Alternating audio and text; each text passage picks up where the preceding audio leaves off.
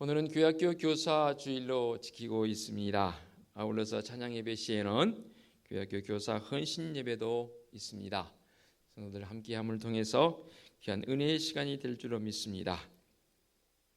교회학교 교사 주일을 맞이해서 여느 때 같으면 지금 여름 행사를 준비하느라 우리 교회학교 교사들 분주할 시기입니다. 지금이.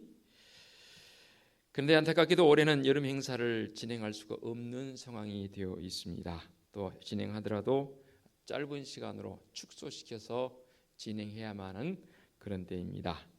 이 시간을 빌어서 우리 교회학교 교사들 주님의 이름으로 위로하고 싶습니다. 더 힘내서 또 올해는 그렇다 치더라도 또 내년에는 더 열심히 분발해서 우리 아이들과 함께 참으로 여름 행사 귀한 은혜의 시간이 되어질 줄로 믿습니다. 그래서 오늘 말씀은 하나님을 기쁘시게 하는 게 뭔가에 대해서 함께 말씀의 자리로 나아가도록 하겠습니다. 특별히 우리 교회학교 교사들과 또 교회학교 교사들을 마음속에 품고 기도하는 성도적 삶의 모습이 이 말씀을 듣고 결단하는 은혜의 시간이 되어지시기 바랍니다. 하나님을 기쁘시게 하는 것이 과연 무엇일까? 먼저 하나님과 우리 인간의 관계를 한번 살펴보도록 하겠습니다. 말씀을 통해서 우리에게 주신 은혜가 뭐냐면 하나님께서는 우리에게 말씀을 통해서 명하십니다. 즉 명령하시고 그 말씀을 우리 내 것으로 받아들이고 그 말씀에 응답하며 순종하는 성도적 삶을 살아가지요. 이게 바로 성경의 원리임과 동시에 창세기적 원리입니다. 창세기 원리가 뭔지 조금 후에 다시 한번 제가 설명을 드리겠고요. 말씀의 근거에서 본다면 말씀을 통해서 하나님께서는 명령을 하셨습니다. 이렇게 하라. 때로는 이런 거 하지 말라라고 말씀하시지요. 이 말씀의 원리에 의해서 우리는 지금껏 살아왔고 앞으로도 살아갈 것입니다.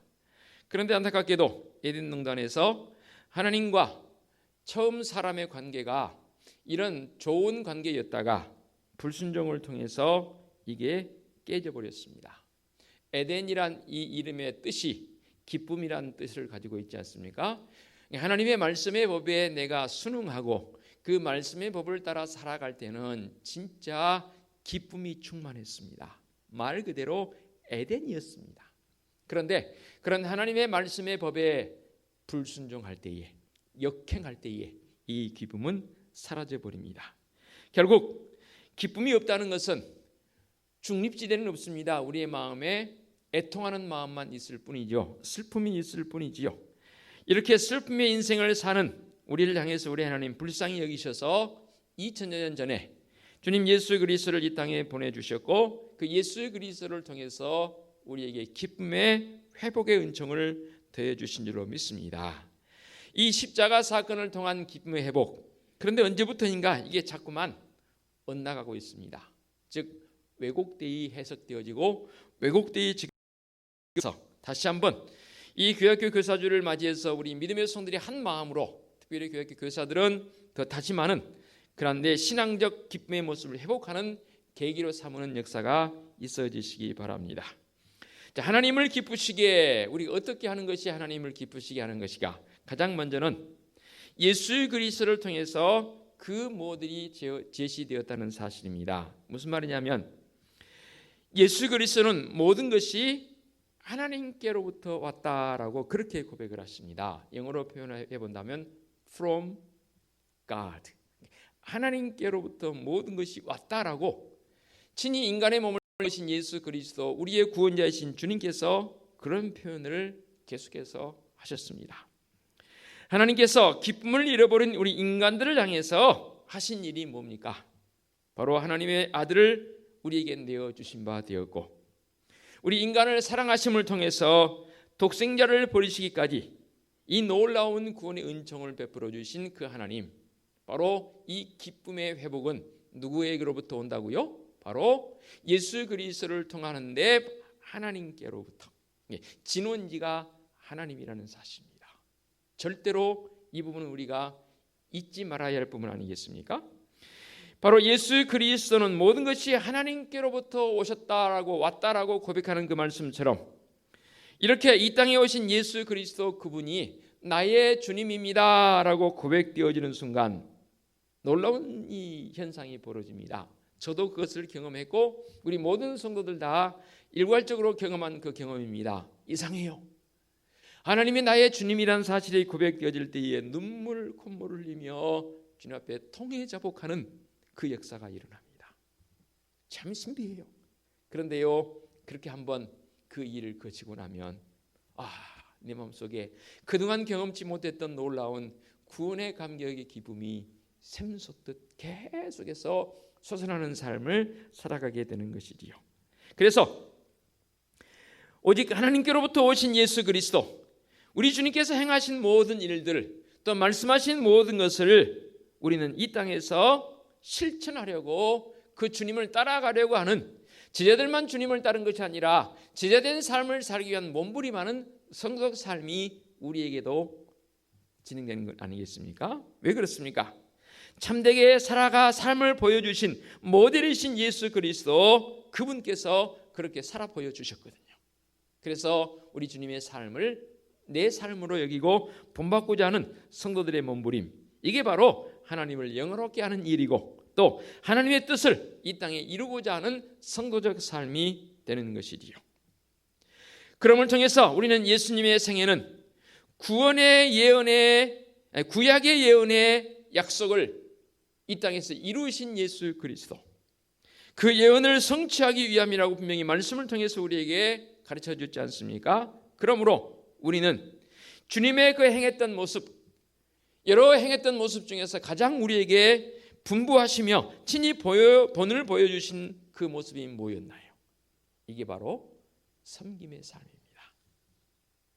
만일에 믿음의 성들이 주님 예수 그리스도를 믿노라 하고 섬기는 삶이 되지 않는다면 이는 신앙의 정도를 벗어난 것이라 해도 틀리지 않습니다. 성도들의 삶에서 섬김이 없어지면 이는 신앙의 생명력을 잃어버린 것이라 라고 진단하면 되는 겁니다. 섬김의 삶은 바로 신앙의 척도가 되어진다, 그 말입니다. 주님께서 우리를 지켜보고 계시는데 그 기준이 무엇입니까? 바로 섬김이냐 아니냐.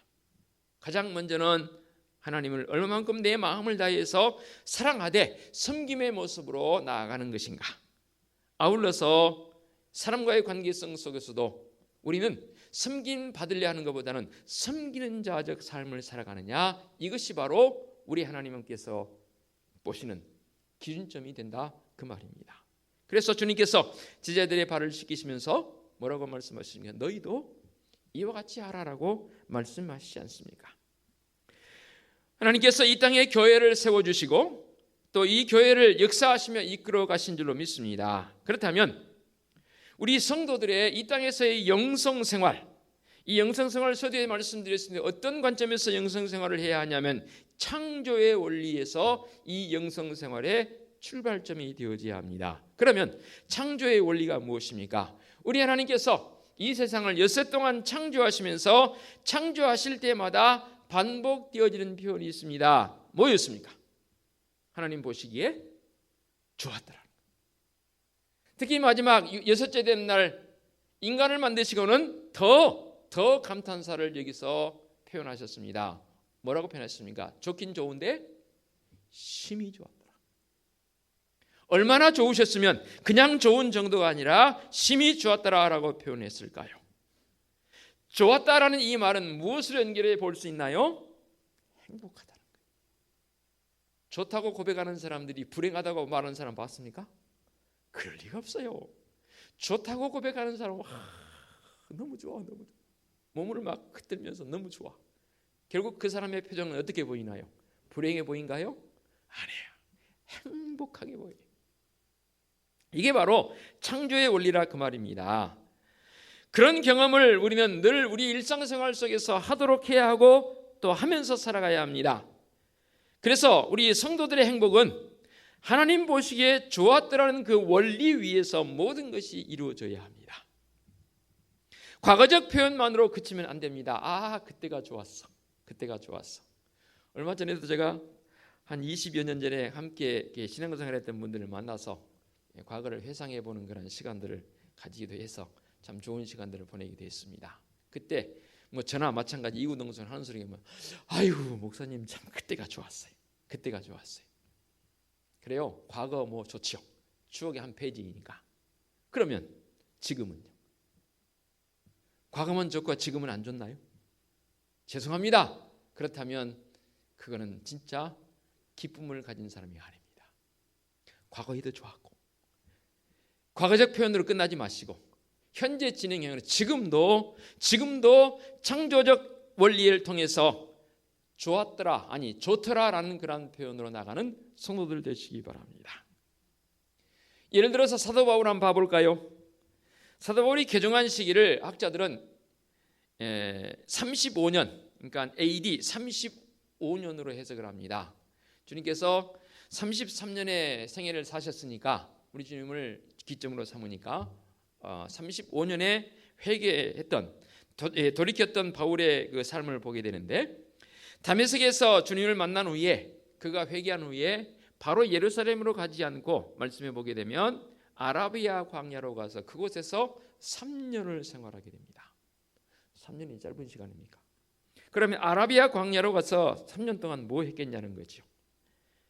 율법주의를 완전히 돌이키는 그런 돌이킴의 시간을 가졌을 것이고, 많은 묵상과 많은 기도가 이 3년 동안 아라비아 광야에서 이루어졌다 그 말입니다. 즉 수련의 시간, 수련의 기간을 가진 것으로 보여집니다. 주님과의 직접적인 영적인 교통함이 이 속에서 있었을 것이고, 말씀 충만의 은혜가 있었을 것이고, 사명이 불타오르는 사명감을 재조명해 보는 그런 시간들을 가졌을 것입니다. 이렇게 광야에서 깊은 기도와 묵상과 신앙을 굳건히 하는 이 바울의 모습, 그가 이런 고백을 합니다. 갈라디아서 1장 15절에 내 어머니의 태로부터 나를 택정하시고, 즉 유전자 속에 있을 때부터 나를 택정하셨다는 겁니다. 심지어는 에베소서 1장에 보게 되면 창세전부터 나를 택정하셨다라고 그렇게까지 고백을 합니다. 한번 제가 기회가 되어지면 이 예정론, 감리교에서 말하는 예정론과 우리 장로교에서 말하는 예정론의 차이점에 대해서 다음에 기회가 있으면 말씀을 드리겠습니다. 그러니까 택정, 예정, 우리를 이미 어머니의 태로부터, 갈라디아서의 말씀을 이용한다면 어머니의 태이고 에베소의 말씀을 이용한다면 창세 전부터입니다. 이렇게 바울은 이 광야에서 자기를 변화시키는 놀라운 은총 속에 거하는 그런 모습을 살아 보였습니다. 그리고 사도행전 18장에 보게 되면 바울이 갱그리아에서 머리를 깎았다라는 그런 표현이 나오거든요. 머리를 다 완전히 삭발한 거죠. 다 밀어버렸습니다. 왜 그랬을까? 하나님 앞에서의 바른 자기의 세워짐 아니겠습니까? 또 고린도서 15장 31절에 보게 되면 바울은 이런 고백을 하죠. 나는 날마다 죽노라라는 표현을 합니다.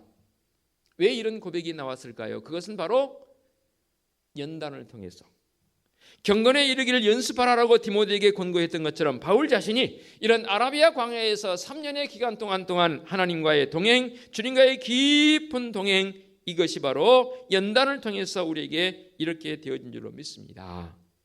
바울에게 있어서 궁극적으로 중요한 이 현실, 실제는 뭐냐면 내가 사는 내 삶의 현장에 그것이 문제가 아니라는 사실입니다. 우리는 이 땅에 살아면서 내게 주어진 삶의 현실, 현장의 문제가 더 중요시 여길 때가 많다 그 말입니다. 그러나 바울은 그렇지 않았습니다. 내 삶의 현장에 일어나는 이런 상황들이 문제가 아니고 주님이었습니다. 왜 제가 이렇게 해석을 했냐면 고린도후서나 빌립보서, 데살로니가 전서, 고린도 전서, 고린도 후서 등등 여러 표현에서 이런 표현들이 나옵니다. 거하든지 떠나든지, 살든지 죽든지, 깨든지 자든지, 먹든지 마시든지, 만일에 미쳤어도 정신이 온전하여도 다 누구를 위해서? 주님을 위해서라. 이것이 바로 바울의 고백입니다. 주님과 함께 걸으며 하나님을 기쁘시게 하는 자라는 확신이 없었다면 과연 이런 고백을 할 수 있을까요? 그렇다면 나는 지금 하나님 앞에서 어떤 고백을 하고 있습니까? 하나님께서는 인간을 창조하시면서 코에 생기를 불어넣어 주셨습니다. 그리고 인간에게 생명을 불어넣으시면서 살라는 명령을 하십니다. 이 땅에 우리가 하나님을 기쁘시게 하는 삶을 살아간다면 근본적인 요소를 바로 깨달아야 합니다. 그 근본적인 요소를 이렇게 한번 세 가지로 축약을 해봅니다. 가장 먼저 우리에게는 살 몫을 주셨고, 두 번째로는 해야 할 몫을 주셨고, 또 한 가지는 우리에게 받을 몫을 주신, 몫이란 이 한글적 표현을 사전에 찾아보니까 여러 가지 뜻이지만 두 가지로 축약이 되더라고요. 배분 또는 역할. 배분은 뭐예요? 내 몫을 달라 할 때는 내가 받아야 할, 당연히 받아야 할 어떤 분배되어질 여기서 어떤 것을 몫이라고 말합니다. 또 역할, 이것은 너의 몫이야 라고 표현하죠. 그러면 그 몫은 뭐예요? 내가 해야 할, 역할을 해야 할 것이 몫입니다. 이 하나님께서 우리에게 주신 이 몫, 가장 먼저 살 몫을 주셨다 했습니다. 이 살 몫은 뭐냐면 코에 생기를 불어 넣어 주시면서 우리에게 생명을 불어주신, 생명은 뭐예요? 생을 명했습니다. 그러므로 이것을 다른 말로 말하면 목숨이라고 표현해 볼 수도 있습니다. 성경에서 삶에 대한 표현들이 상당히 여러 군데 나옵니다. 우리의 삶을 성경에서는 나그네라라고 표현하기도 하고요, 때로는 그림자 같다라고 표현하기도 했고요, 때로는 사라지는 안개와, 아침 안개와 같다 했고, 풀과 같다 했고, 꽃과 같이 우리 인생을 표현하기도 합니다. 이게 하나님께서 우리에게 주신 삶의 몫입니다. 우리 주님께서 이렇게 말씀하십니다. 그러면 내가 너희에게 이르노니 목숨을 위하여 무엇을 먹을까 무엇을 마실까, 몸을 위하여 무엇을 입을까 염려하지 말라. 목숨이 음식보다 중하지 아니하며 몸이 의복보다 중하지 아니하냐라고 말씀하시면서 계속해서 사람이 만일 온 천하를 얻고도 제 목숨을 잃으면 무엇이 유익하리요? 사람이 무엇을 주고 제 목숨과 바꾸겠느냐라고 말씀하셨습니다. 이는 우리 인간들에게 살 몫을 주셨으니까 하나님을 기쁘시게 하며 살라는 하나님의 명령입니다. 그저 내 목숨만을 위해 사는 존재라면 그야말로 그 사람은 그 안에 하나님이 계시지 않는, 말 그대로 자연인입니다. 이렇게 우리에게는 생을 명하시면서 살라라고 말씀하셨습니다. 내 목숨 내 마음대로 내 뜻대로 할 수 없는 일입니다. 결단코요. 이렇게 살라고 몫을 주셨을 뿐 아니라 살아가면서 우리가 해야 할 몫이 있습니다. 이것을 우리는 다른 말로 말하면 사명이라고 말합니다. 묻겠습니다. 여러분들은 사명이 있습니까? 내게 주신 사명은 뭐예요? 꼭 목양자들만 사명자들입니까? 사명을 영어로 표현하면 calling이라고 말합니다. 하나님께서 왜 나를 이 땅에 살게 하셨냐 그 말입니다. 그 사명을 여러분 알으셔야 합니다. 그 사명은 언제 끝나는가? 끝나는 기간은 하나님께서 내 육신의 장막을 거둬가실 때, 그때 내 사명이 끝납니다. 주님께서도 이런 고백을 하시지요. 내 아버지께서 이제까지 일하시니 나도 일하신다라는 그 표현, 우리 사람에게 주어진 능력이나 생명의 한도는 이 세상에서 할 일이 있기 때문에 주어지는 겁니다. 그냥 주어진 게 아닙니다. 그래서 개인적으로 좋아하는 찬양이 있는데요, 앞 소절만 한번 제가 불러보겠습니다. 여러분 생소한 찬양일 겁니다. 제 후배가 작곡한 곡인데요, 우린 이 세상에서 할 일 많은 사람들, 우린 이 세상에서 할 일 많은 사람들, 주님이 명령하신 그 말씀을 모두에게 전해야 하는, 예, 우리는 주의 사랑 증거할 할 일이 많은 사람들입니다. 이게 바로 우리에게 주신 사명인 줄로 믿습니다. 그러므로 우리는 이 말씀을 통해서 분명하게 사명이 있음을 바로 깨달아야 합니다. 성경에서 여러 표현이 나오지만 그 가운데 달란트 비유를 한번 봐보시기 바랍니다. 5달란트 받은 자와 2달란트 받은 자, 1달란트 받은 자, 세 사람의 표현이 나옵니다. 그런데 5달란트와 2달란트 받는 자는 그 사명을 제대로 감당했습니다. 그랬더니 그에게 칭찬이 주어집니다. 네가 작은 일에 충성하였으니 주인의 잔치에 참여하리라. 초대를 받기도 하고요. 심지어 5달란트 받은 자는 5달란트 남겼다는 그 때문에 사명을 다하지 못한 1달란트를 빼앗아서 10달란트가 됐죠. 그에게 주라고까지 명령을 하십니다. 우리는 이 땅에 살아가면서 사명, 즉 해야 할 몫이 있음을 분명히 깨달으시기 바랍니다. 이것 깨닫지 못하면 삶의 의미를 모르는 자에 불과한 것이지요. 그래서 우리 주님 앞에 헌신자의 모습으로 산다는 건 굉장히 중요합니다. 이 사명을 늘 새롭게 하려면 어떻게 해야 하는 것인가? 방법이 없더라고요. 딱 한 가지 방법 외에는.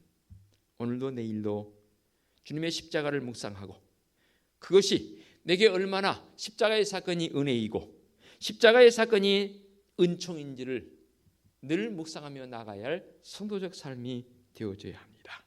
이게 바로 성도들이 살아야 할 이제 삶의 목과 함께 사명의 목. 마지막 한 가지는 뭐냐면 받을 몫이 우리에게 있습니다.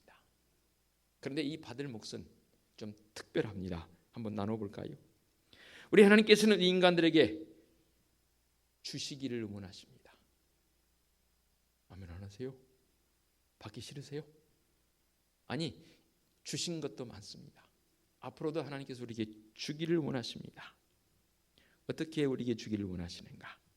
반드시 전제 조건을 답니다. 먼저 우리에게 이 땅에서 내 영혼이 잘됨의 은총을 받으려면, 즉 내 영혼이 먼저 잘 되어져야 합니다. 그러려면 너희는 먼저 그의 나라와 그의 의를 구하라 라고 말씀하고 있습니다.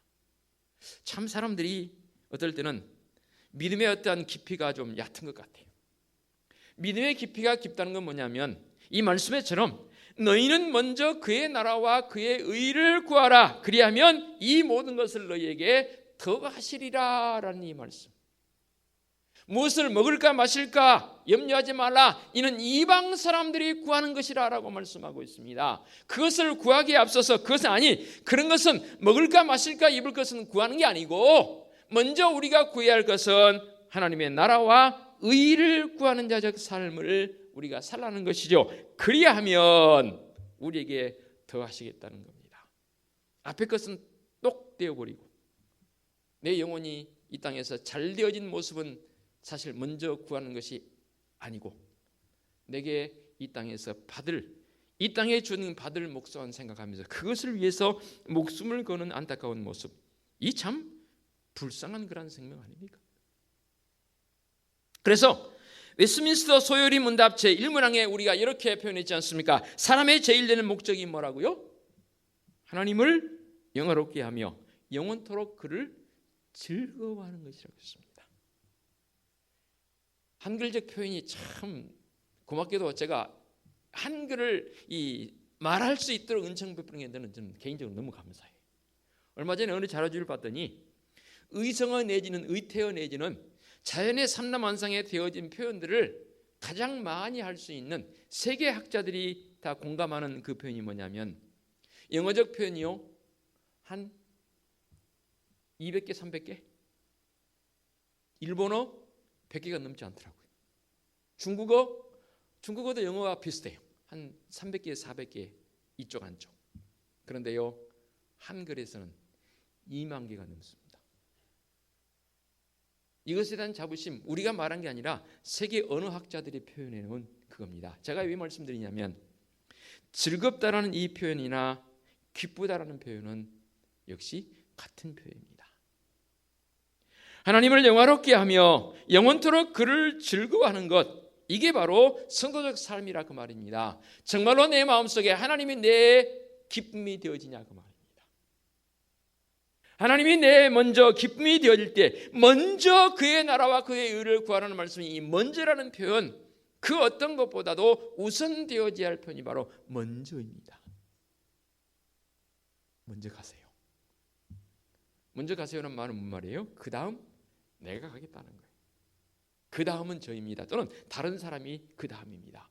당신이 먼저입니다. 먼저 가세요. 굉장한 예우 차원에서 그런 표현 쓰지요. 하물며 말씀을 통해서 너희는 먼저 그의 나라와 그의 의를 구하라. 하나님을 영원토록 즐겁게 즐거움으로 삼겠다라는 이 고백이 바로 이 고백 아니겠습니까? 그렇다면 하나님을 영원토록 즐거워하겠다는 그 표현을 한 사람들의 구체적인 삶의 행동 반경, 특히 이 코로나19를 통해서 정부에서 꼭 집어서 교회는 이렇다라고 이렇게 지탄하는 이때에 우리가 더욱 깨어서 우리의 모습을 돌아보며 진짜 하나님을 기쁘시게 하는 자적 삶이 무엇인가에 대한 구체적인 행동 반경 한 3가지 정도만 말씀드리고 말씀 마무리합니다. 가장 먼저 진짜 계명을 지키는 자들 되었으면 좋겠습니다. 왜 제가 이 말씀을 드리냐면 우리 성도들이 가장 말을 많이 하면서도 가장 지키지 않은 게 뭐냐면 바로 계명입니다. 부모 공경하라면 해야죠. 무슨 토를 답니까? 그렇죠? 하라면 해야죠. 여호와의 이름을 망령되이 읽지 말라 하면 하지 말아야죠. 그렇죠? 정말로 계명을 잘 지키는 것이 저는 하나님을 가장 기쁘시게 하는 것이라고 믿습니다. 또 한 가지는 로마서 2장 15절의 말씀을 통해서 보면 양심이 증거가 되어라는 표현을 쓰고요. 또 여러 부분 말씀을 복음서에 보게 되면 양심의 화인을 맞았다라는 표현이 나옵니다. 양심의 화인을 맞아버리게 되면 그 양심이 무뎌져 버립니다. 양심은 어느 분이 참 멋있게 표현을 하기 전에 인용합니다. 하나님께서 우리 인간에게 주신 블랙박스라는 거예요. 항공기가 추락을 했습니다. 배가 침몰을 했습니다. 가장 먼저 찾는 게 뭐예요? 블랙박스 찾아요. 왜요? 왜 그렇게 사고가 일어났는가? 원인을 캐기 위해서입니다. 우리에게 주신 양심은 하나님께서 우리 인간에게 주신 블랙박스라는 거예요. 다 기록이 됩니다. 그리고 하나님 앞에 섰을 때에 우리 하나님께서 이 블랙박스를 열어보실 것입니다. 그래서 신약성경에 이 양심이란 표현이 몇 번이나 나올까? 저 나름대로 찾아봤더니 30번이 넘게 나와요. 이 양심이란 부분. 예수 그리스도의 십자가의 사건을 바라보는 성도는 절대로 양심이 무뎌지면 안 됩니다.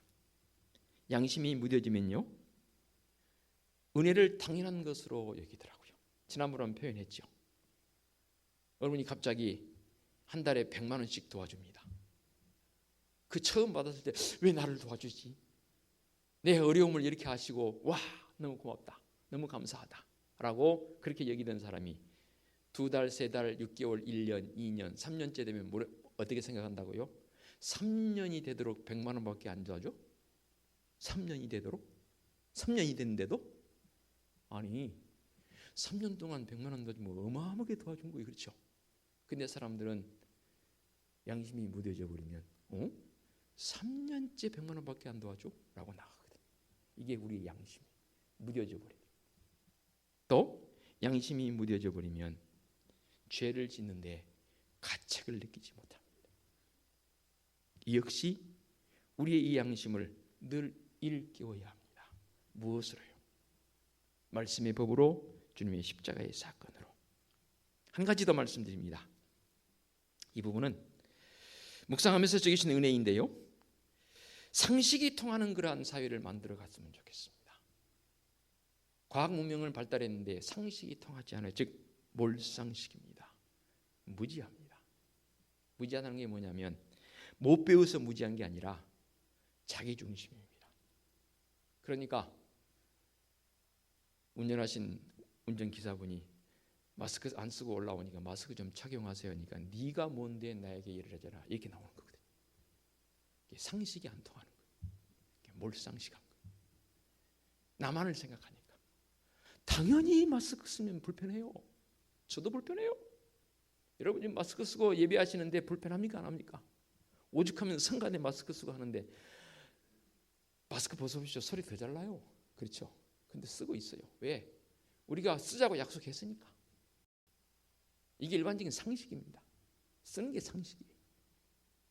그런데 언제부터인가 교회 내에서도 상식이 안 통해. 왜 안 통한지 아십니까? 주님의 그 구속의 은총을 잃어버리니까. 그것이 내게 현실감으로 안 다가오니까. 달리 말하면 나밖에 모르는 거예요. 말씀드렸지요. 모든 것이 from God, 하나님께로부터 왔다는 사실입니다. 다른 거 다 잊어도 괜찮습니다. 오늘 주님 앞에 헌신을 다짐하고 교회학교 교사들을 더 격려하는 마음으로 함께 예배하는 이 시간, 성도들의 마음속에 모든 것이 하나님께로부터라는 사실, 한글로 기억이 안 되면 영어라도 기억하죠. From God, 하나님께로부터 왔다는 거예요. 그거 잊지 마시기 바랍니다. 기도하겠습니다. 하나님 아버지, 오늘도 우리에게 놀라운 은혜의 말씀 주시니 감사합니다. 하나님을 기쁘시게 하는 삶을 사는 성도적 삶 바로 깨닫게 하여 주시옵소서. 그 어느 것 하나도 우리 하나님께로부터 오지 않은 것이 없습니다. 아니, 모든 것이 다 하나님께로부터 왔음을 고백하며 사는 성도들 되게 하여 주시옵소서. 분명하게 창조의 원리 속에서 우리 하나님께서도 보시기에 좋았더라라고 말씀하신 그 고백이 우리의 고백, 나의 고백이 되게 하여 주시옵소서. 예수 그리스도의 이름으로 기도하옵나이다. 아멘.